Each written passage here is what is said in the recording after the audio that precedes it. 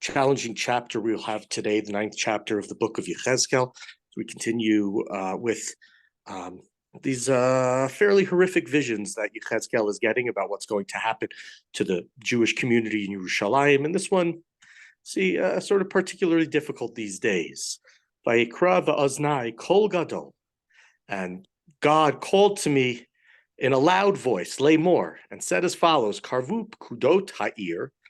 The coming close, approaching are those who are in charge of the city. It's not clear exactly what that means. People who watch the city. V'ishkli mash cheto biado, and each one has a weapon of destruction. V'hinei shisha anashim ba'im miderech shar ha'elyon asher mafnet safona v'ishkli mafatzo biado v'ishachad betocham lavush bigadim.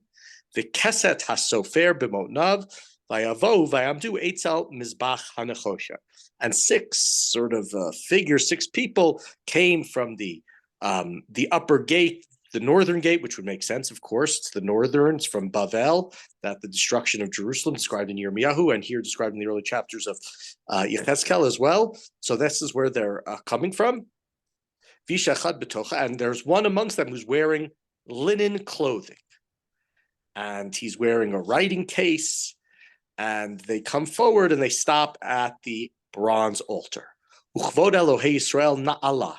And the presence of God, we talked about this word kavod. Kavod Hashem means sort of like what we might think of the Shekhinah, some sort of presence of God, whatever that means, that's manifest in some way on this earth. So the presence of the God of Israel is moving from the cherub, Asher haya alav el miftan habayit, which was rested on the platform of the house. Now, if you remember all the way back in Shemot, God says to Moshe that he's going to speak to Moshe mibein hakruvim.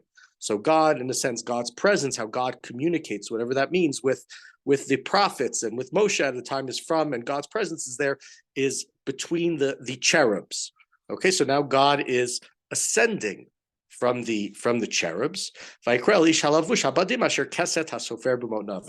God calls out to this person who's clothed in linen with the writing case. So God summons him. And we don't know who this person is that's lavush badim, that's wearing linen clothing. God says to him, Avor betoch ha'ir betoch Yerushalayim. He says to him, go and pass through the city, pass through Jerusalem. You almost get, in a completely different way, almost like Santa Claus, right? He's got his list. He's got to go throughout the city. Who's naughty, who's nice? I guess the naughty, nice part is similar here. Vitvita tav al mitzchot anashim anenachim vanenachim al kol hatevot anasot betocha, and put a mark on the foreheads of the people who whine and complain because of all of the abominations that are committed in it. Right? There are a bunch of people. It doesn't say that they're necessarily the people who are doing something wrong, but they're complaining. They're not happy. Their city, which was spiritual, is now sullied. So place a mark on their head. Ula'ela amar ba'aznai, and the others were told by me in their ears, Ivru va'ir acharav v'haku, follow him through the city and strike. Al tachos einechem v'al tachmolu. Go through the city and strike, and don't use any pity or any compassion. In the last couple of chapters, we talked that this expression was used by God, that God says, I'm not going to be lo tachos einai, God will not show mercy, God will not show compassion. Here it's being coming from God to others. Zakein bachuru v'tula v'taf v'nashim targu. Kill off the old, the young, the women, the children. But the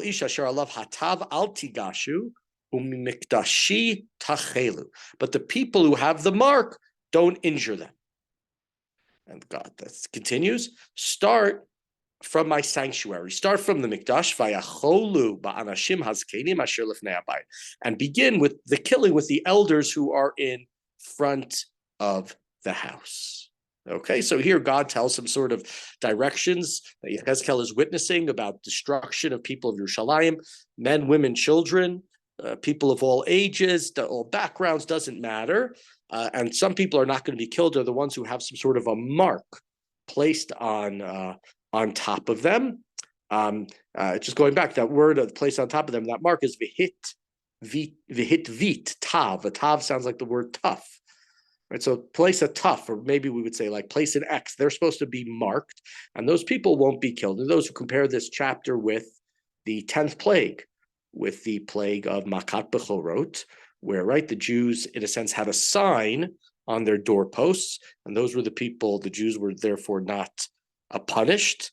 And a mashchit is the same word that's used here, that this angel of destruction, or whatever it is called, is going through there Egypt and going through here through Jerusalem. So again, we talked about this in the previous chapters, like the reversal of Egypt, everything that Bnei Israel did. God, why did I take you out of Egypt? Why would I do such a thing? Look at what you've become.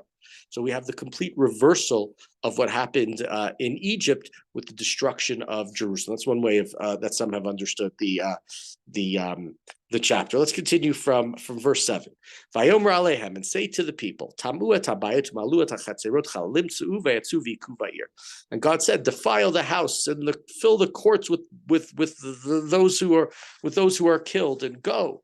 So they went forth and began to kill in the city. Right, as God is telling them to destroy, to kill, to pile up the bodies.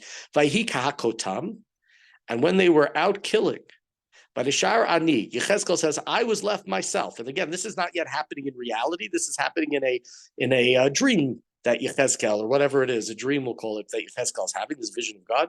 That plal panai, and I fell on my face, right? I bowed down. The ezak.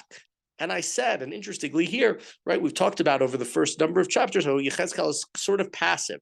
He lies down on the ground. He falls down when he's in front of God, and God lifts him back up. God's hand comes and takes him and sends him on this journey to Yerushalayim in this dream.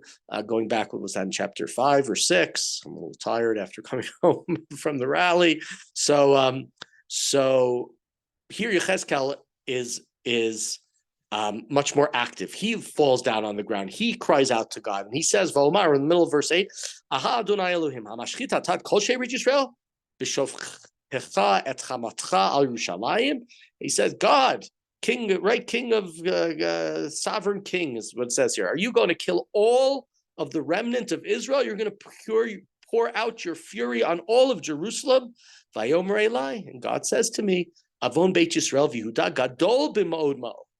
Their sin is great. Vatimale haaretz damim, and the land is filled with blood. Va'ir mal'amuteh, and the city is full of crime. Ki amru azav Adonai ta'aretz ve'ein Adonai roeh. And why is this? Because again, and this was in the previous chapter, chapter 8, where there were Jews who were hiding, and they were saying, God has left the city, God is not here, we can do whatever we want. And so they're saying, God has left the city, so we can do whatever we want. And just, here in Yirmiyahu and earlier in Yechezkel, it talks, of course, a lot about idolatry. That's what Bnei Israel do long, idolatry. But the destruction of the city here, if we go back to similar, like the destruction, the Mabul, Stone, it's not the idolatry that is the straw that breaks the camel's back, or the real reason for the complete destruction is civilization is rotten. The whole society is rotten. It's full of crime. It's full of corruption over and over again. Well, now in this verse, we've had the word Hamas, the treachery, the disaster all over the city. And so that's what causes the destruction of society. It's not just the worshiping of God. It's like God can say, like, I can get over it if you're decent and you're worshiping idols, bad things will happen, but there's no reason to destroy all of society. But if it's just destruction, killing and taking advantage of the poor, etc., then the society needs to be wiped out. Continuing in verse 10, and I will show no pity or compassion. I will give them their deserts, right? God says, I will punish those who deserve it, but there are going to be people who are going to, some of them who are going to be saved. V'inei ha'ish levush habadim asher hakeset b'motnav meishiv davar lemor asiti kechol asher sivitani. And the man who was clothed in linen, he goes back and he says, I've done as you have commanded me, God. I've done what you have asked me to do. It's very just difficult chapter. The whole thing, this whole vision, that really 8, 9, 10, 11 are sort of come together. And who exactly is this Ish Lovesh Badim? It's not clear.